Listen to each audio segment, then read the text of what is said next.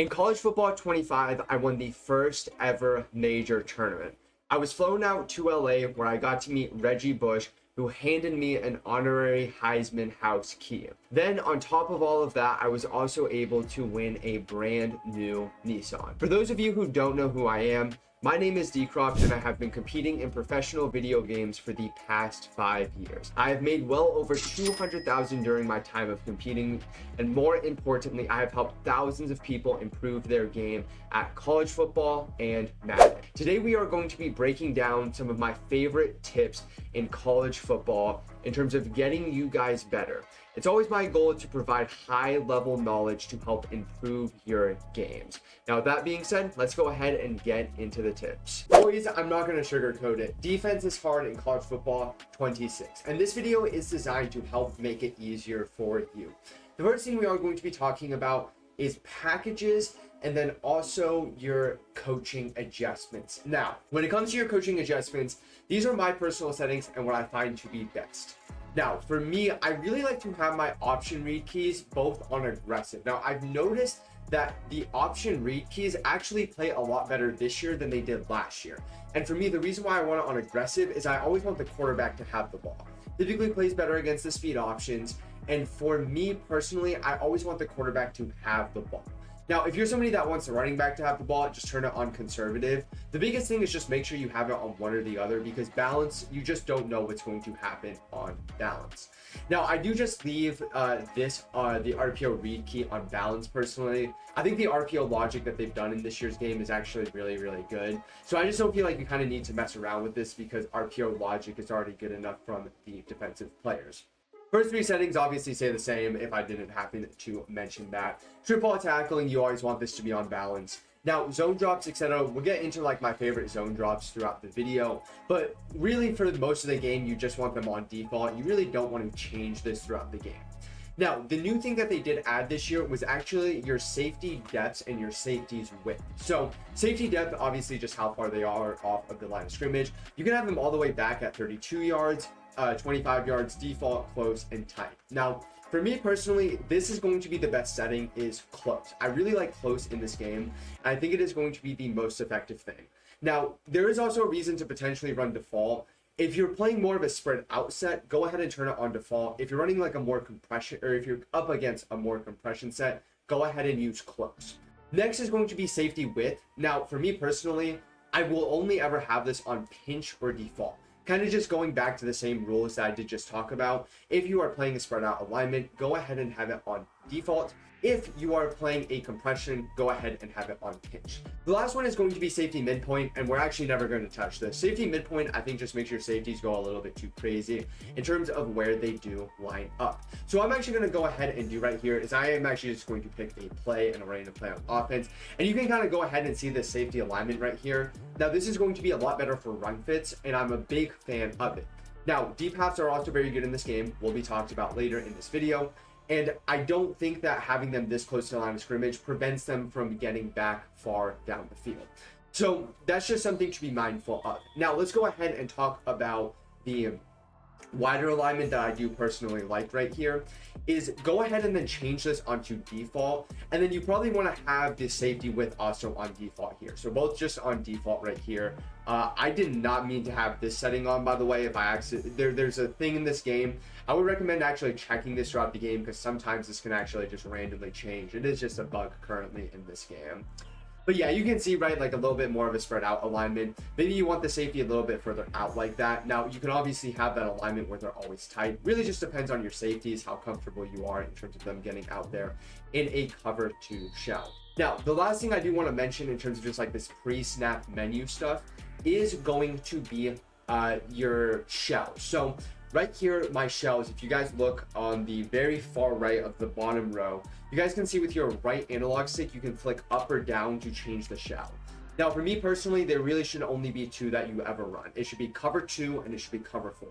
Now, the reason why you always want to run cover 2 or cover 4 is it is a too high look. And the thing about this game is that you want to disguise your coverages, right? If you're always in a cover 3 shell like I am right now, it's going to make it harder to disguise coverages. Now, if you're in a cover 4 or a cover 2 shell, it's still possible for me to run cover 3. And it basically just gives me more exotic looks. So be aware, I still would have that shell on with all these adjustments that you guys see over here, right? You know, that we talked about with the safety width, etc. One thing to mention, and the last thing, is if you are in a prevent situation, obviously you can go ahead and use prevent and deep, but unless you're in like a situation where you're just trying to prevent a touchdown, I would never use those two settings. Real quick, boys, if you guys are a CFB26 or a Madden 26 player, if you guys want to have more fun and win more, throw touchdowns like this and then bag the most annoying of offenses, make sure you guys check out civil.gg, where I drop my tournament winning schemes on. We recently did a survey that said 98.1% of players that sign up win more. For a limited time, use code Dcroft40 to save 40% off yearly and monthly memberships. Once you sign up, you'll get instant access to the schemes to start winning more. Tip number 2 is going to be switch sticking. Now, as you guys can see, we do currently have our settings up, and specifically the setting called switch stick delay. Now, I have it on none. I think none is the best. But let's go ahead and just talk about each one of these settings and the pros and cons of both of them. So the con of being on none is you can potentially be quick adjusting. And when you are quick adjusting, you accidentally flick the right analog stick. And then when that happens, all of a sudden you're not using the player you thought you were, and then you're just kind of in no man's land. If that's something that does happen to you, that's a very good thing of Slight. The thing that's very nice about Slight is you never have to worry about being usered in Narnia. So for me personally, if you're somebody that's still practicing your quick adjustments, go ahead and use Slight. Now the downside of this is you just can't immediately switch stick, right? Let's just say you want to immediately switch on to a different player. With Slight, you can't do that. Now, moderate, personally, I've actually never used, and I wouldn't recommend you using it. It's just going to be a more extreme version of Slight, where Slight is going to do everything that moderate does, just better. So just go ahead and don't use moderate. The last one is going to be disabled switch stick. I can't emphasize this enough. Do not do this. I don't think it's good, because switch sticking is the #1 way that you can force more turnovers in this game. Now, if you're somebody that really just doesn't switch stick, is never going to switch stick whatsoever, I guess like I understand why you wouldn't use it, but in terms of getting more stops, getting more turnovers, winning more games, you need to be able to at least switch stick a little bit within this game. Even if it's just once per play, just a little bit is going to be a massive help. So let's go ahead and talk about some rules when it comes to switch sticking. Now, rule number 1 that I have for you guys is don't switch stick in man or match. Now, the reason why I say that is if you're in man or match coverage, and let's just hypothetically say, right, that I go ahead and switch stick to somebody that is in man coverage, right? So, for example, on this play, I'm just going to go ahead and use her the middle linebacker. Now, quickly, let's make sure I tell you guys how to also switch stick. It is also just with the right analog stick. So right here, this is my right analog stick right here. Switch sticking, all you have to do for it is flick the right analog stick. It is in the way that a defender is, right? So for me right here, I'm actually just going to switch onto man sort of way. So what I'm going to do is let the CPU hike the ball right here. I'm going to switch onto him like this. Oh, I was in a quarterback spy. We'll get to that here in a second. Let me go ahead and actually run this back one more time for you guys here. But so again, switch sticking, this right analog stick. So I'm going to go hike the ball, switch stick on. Oh, I'm on disabled. Okay, can you cut that out? I really like how this is good. I'm just gonna go ahead and get into this next part. I didn't realize I was done. I forgot to change it back, didn't I? First, I do want to talk about some rules when it comes to switch sticking. First, let's go ahead and talk about what switch stick even is. So, switch sticking is with your right analog stick right here. And essentially, when the ball is hiked, I can just flick the right analog stick in a specific way, up, down, diagonally, however I want to switch onto that defender. So, I'm going to go ahead and hike the ball. And as you guys can see, I'm just going between the safety and then also the middle linebacker right there. So, what are the rules that I have for you when it comes to switch sticking? The first is actually never to really switch stick when you're in man coverage or you're in match. Now, you might be wondering why that is. Man and match are essentially just going to be man, like one-on-one defenders, right? And if you accidentally switch stick onto the wrong player and drag him out of position, you're going to give up wide open touchdown. So you don't want to really switch stick if you are in man coverage. Now, what I'm going to do is I'm going to go ahead and hike the ball. And I'm actually going to switch stick onto this defender right here and just kind of show you guys what I'm doing. So I'm going to switch stick onto him, right? And if I take like a half step wrong the other way, notice how far away my man actually was, right? So you really just want to do this in specific zone coverages that are not match coverages. That's going to be the first very important thing.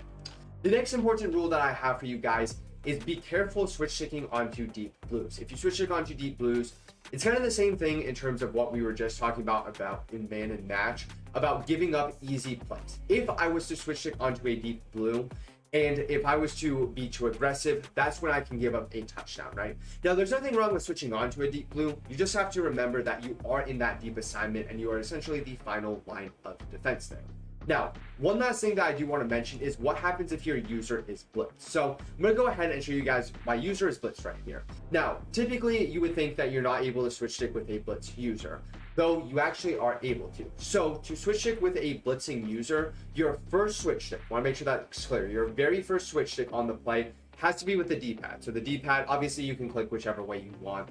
And then after you get that switch stick off and then you're on a zone defender, you then just go back to the right analog stick right here. So you just want to be mindful of that if you are on a blitzing player, just in case maybe, like, let's just say you get caught on a defensive lineman or something like that, you still are able to get off, right? So I was able to switch stick there, and now I'm going back to the right analog stick just to switch stick onto everyone else.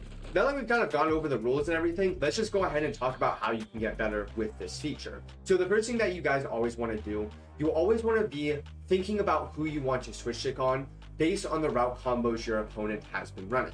So hypothetically, if I think my opponent is going to be running a corner route, I would probably want to be kind of leaning towards, like, switch sticking towards the right side of the field to help better guard that corner route.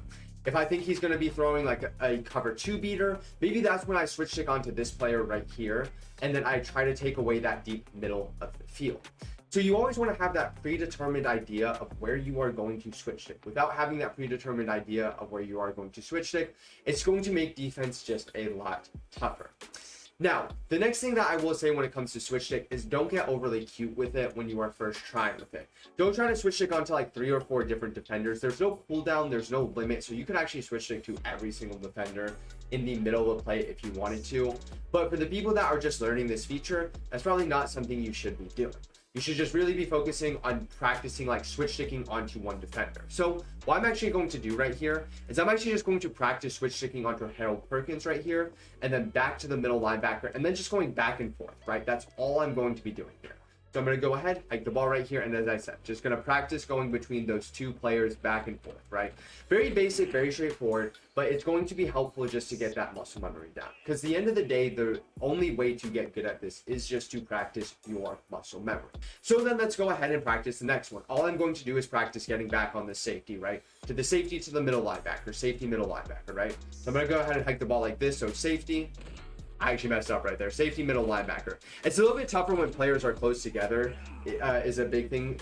So make sure that like when you're switch sticking onto a player and like practicing it, make sure your players are like far out from each other.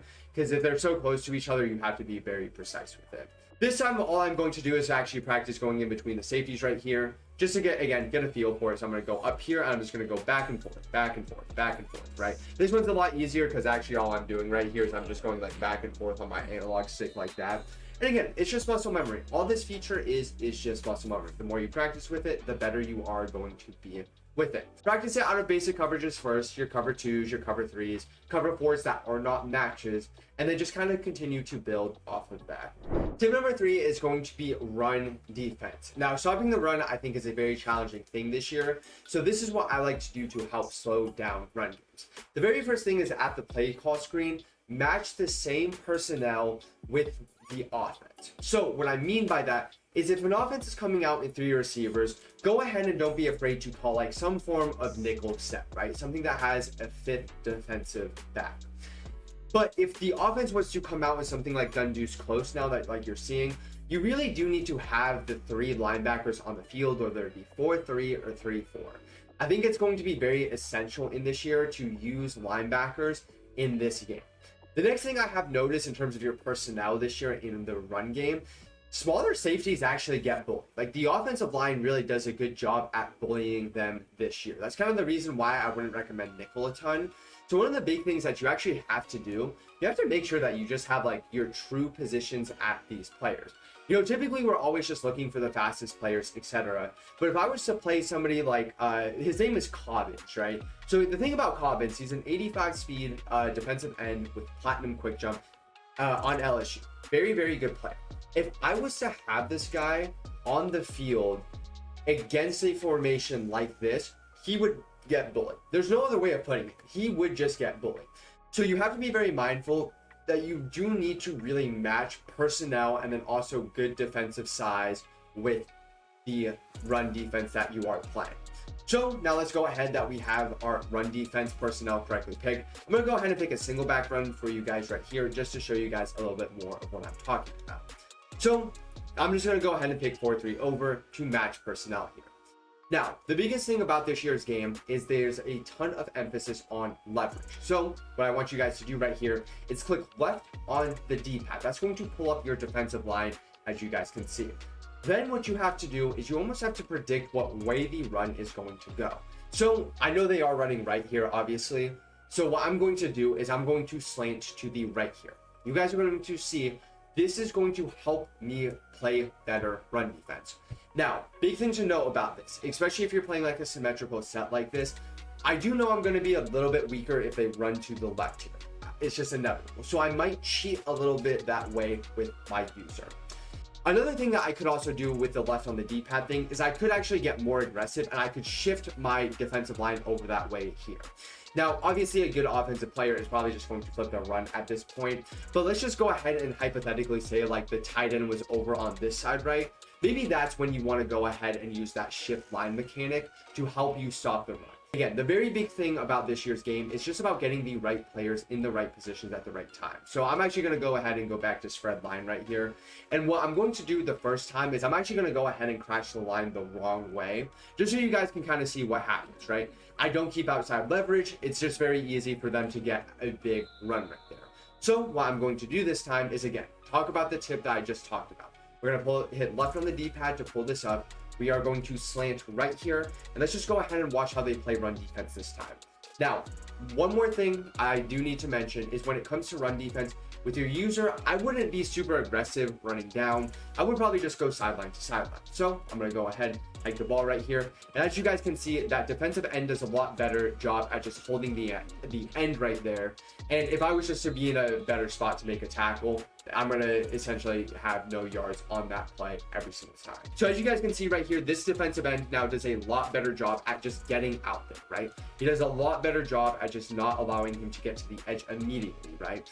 I'm able to come over here, and again, I was more honestly just focused on letting the play out right here. So I'll get you guys like an exact clip of what this is going to look like here. So again, we're going to hit left on the D-pad. We're going to go right on the analog stick, slide that way. Go ahead, look at the alignment right here. And again, you guys can see you're doing a much better job at the run. I'm there with my user and I'm able to make a tackle. Now, biggest thing about this is when you do something like this is you are susceptible to the weak side run. So when it comes to the weak side run, this is where I would probably cheat a little bit more on this side, right? It's very important that my user is getting out there. Now, it's nice in terms that you don't really have to worry about the cutback.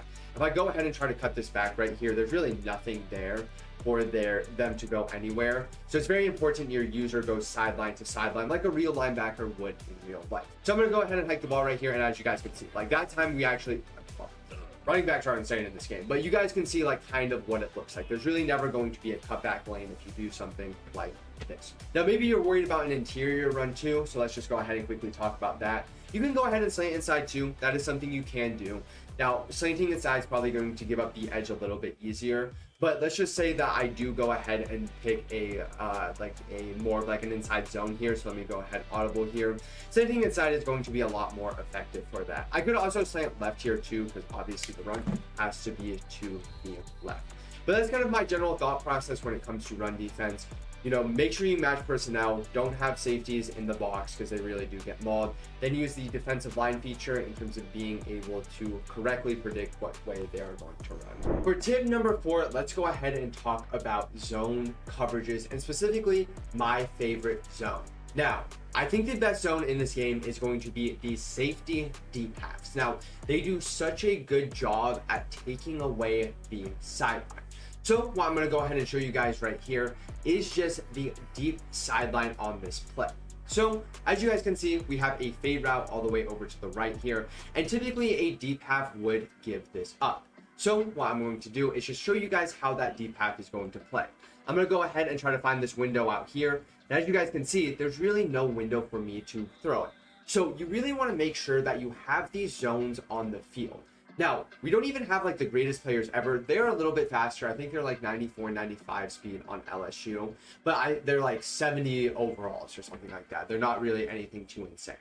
And as you guys can see, there's really never a window for him to ever throw it. So I'm just going to go ahead, zoom out like this, and watch the safety deep path. You can see there is a great point of emphasis on him getting out fast enough. You can see how fast he just gets out there, and then he's able to drive on the ball to make a play like that. So without a doubt, the best zone in this year's game, and something that you guys need to consistently have on the field. So let's go ahead and then talk about cover 2 in terms of like what else should you really do there. So the big thing about cover 2 is you have to think about where you're weak, and it is going to be that deep middle area of the field. So what I'm going to do, I'm going to go ahead and hike the ball right here. As you guys can see, the deep half is going to give up this route, right? It is something that it is going to give up. So how do we combat this? What do we want to do? Well, it's actually already there for us in this mid-read from the middle linebacker. So what I'm going to go ahead and do, and it's just let the CPU play this right here. I'm going to go ahead and hike the ball, and you guys can see that safety mid-read does a really good job at taking it away early, but it does give it up late. So what is the next thing that you guys could do? So if we go ahead and click onto this linebacker right here that is in the mid-read. Now, if you go ahead and just click X or A, you can pull up, let's go ahead and click X and A right there. And as you guys can see, we have the option to now middle third him like this. So if you think somebody is going to try to split the cover 2 with a streak like we just did, go ahead and change that mid-read into a deep zone like this. Then go ahead and just use the other middle linebacker right here, and let's go ahead and watch what happens this time. As you guys can see, this time he's going to get back there and he's going to play the swap. Now you might be wondering, okay, what if I have a slower guy? Very simple. If you have a slower guy, just go ahead and back him up a couple steps, right? You know, I think that there might have potentially been the opportunity, you guys think, of being able to lob the streak. The reality of it is if you like lob the streak like this, I mean, you're just not, like, the deep half is going to get over there. So you really can only bullet past that in that situation. But let's just say you have like a really slow linebacker. Go ahead and just back him up, like just like a half step like this, right? Just to ensure that he gets back there fast enough. And then again, just go ahead and use one of these underneath zones, one of these underneath hook curls like this. So again, gonna go ahead and hike this like this. And as you guys can see, backing him up a couple steps just makes it so there's no opportunity for that throw to be made. I personally actually like keeping him at the depth he's currently at, because I think it's almost like a little bit baity here. You know, I think that there isn't really an opportunity to ever throw this, but it looks like there is. Because again, right, like I see something like this, and I'm like, okay, I have this right here. And then as you guys can see, right when I make that throw, he just fails on it. This time, let's go ahead, let's just wait super long on this. I'm gonna wait as long as possible. I'm just gonna go ahead and loft this like this. And again, like you guys can see, like he's just always back there. Even if it looks like he's a half step behind, I promise you he is not. So this is one of the best coverages that you can play. Now, ways that you can kind of mix other coverages in with this is actually just what you do with this middle linebacker right here. So what I could do is I could actually just go ahead and use this guy myself if I really wanted to. You know, I could become the safety deep half or the safety middle third, and then I could just be, you know, kind of roaming that middle of the field. I don't personally love that idea just for myself. I would just rather have the CPU take away the deep areas of the field instead of my user, but it is something you could do. You could also go ahead and put the other safety in a deep half. Now, I would probably not recommend doing the weak side linebacker in this situation, because this is where I think you could be exploited, right? Like there is like, again, like that slight window that is able to be thrown. So make sure you always have the strong side linebacker in that mid-read. The next thing that you guys can kind of mess around with is actually shading right here. So if you guys wanted to, instead of these cloud flats, if you guys wanted to put hard flats instead, go ahead and just hit the triangle button right here. And then what you can do is just shade underneath. That's going to go ahead and put hard flats here. So it's just going to do a little bit better job at guarding like the immediate underneath routes on the field. For me personally, I'll only ever mix this on like short yardage situations. I don't think you guys really need to do it in many other situations. Now, I do want to say this is a very coverage-based year. I don't think that blitzing is great. So I really wanted to make sure that I broke down what I thought the best coverage in this game was. And this is what I think is going to be the best thing for you to help winning more instantly. For my fifth and final tip, it is going to be zone drops. Now to get zone drops on your coaching screen, go ahead and just press down on the right analog stick. and then that's going to pull up this screen right here. As you guys can see, you can then see zone drops. Now, for me personally, the only thing I might ever change this on is in long down situations. Now, they did a very cool thing this year actually with zone drops, where they made it so instead of just having the zone drop on and you're kind of guessing at what depth he could potentially be at, visually it actually just shows you exactly what depth they are going to be at. So as you guys can see, my cloud flats are at 25 here, and they're all the way back like this. Now, typically what a lot of people will do in a situation like this is what we consider Mabel coverage. And this Mabel coverage is going to be very good for taking away the sideline. So what you guys go ahead and do is you guys go ahead and just turn your curl flats onto 5 here like this. You typically want to Mabel out of a cover 2. And what you'll go ahead and do is pull it up like this. And then what you want to do is you want to quick adjust here. So to be able to quick adjust is you want to double tap triangle. When we click it once, you see this screen. Click it twice, that's going to be quick adjusting.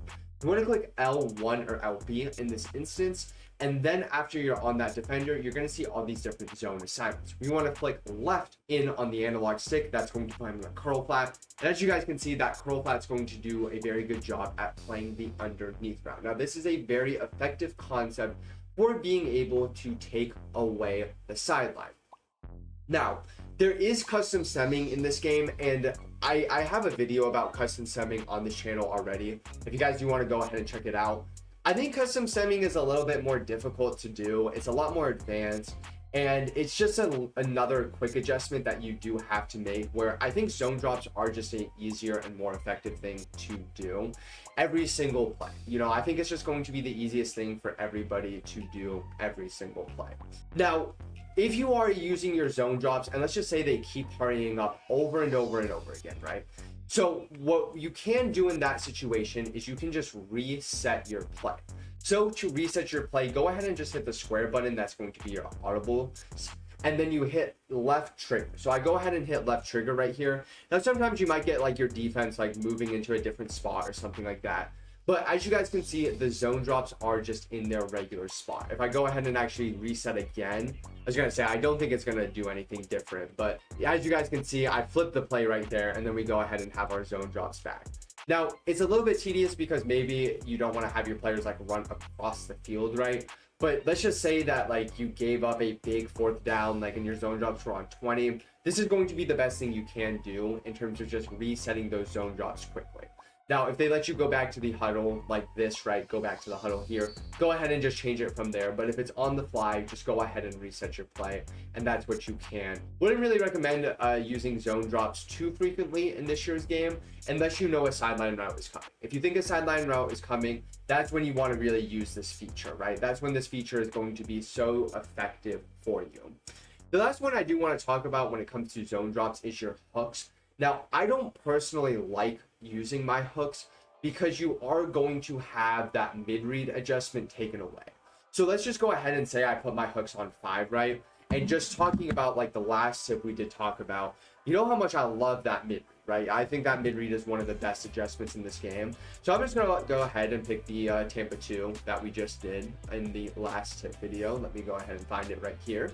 And you guys can see the mid-read just isn't going to get back. Like, he's just not going to get back because his assignment is now officially at 5 yards. So when I just go ahead and take the play like this, right? Mid-read just isn't going to get back, and I'm just going to have that easy like way to split the cover 2. Because that's the big thing about cover 2. It is very, very easy to split in this year's game. So really just don't mess around with your hooks at all. You know, really just those flat defenders is what you want to change. As I said, like, let's just hypothetically say it's like a 4th and 25 for the game, right? That's when I go, okay, like, yeah, I understand somebody going like, I want my hooks on like 30 just to make sure they get back to the sticks at that point. But it's not something that I would ever do. I do want to talk about now playing the sticks right here. I know it doesn't exactly play into the exact zone drops that we are talking about, but if you ever want to play the sticks, just hit triangle and then click L1 or LB. That's just going to put all of your defenders at the stick. So if it's like 4th and 15, it'll put them at 15 yards. If it's 4th and 1, it'll put them all at 1 yard, right? I've always enjoyed zone drops more than this feature. But again, this is a good thing that you can do potentially on the fly. Somebody like is hurrying up, you just want them to guard the 1st down marker. Go ahead and do something like this. But boys, if you did make it to the end of this video, I cannot thank you guys enough. Defense is tough right now, but I really hope that this video did help you find ways to get more stops in this year's game?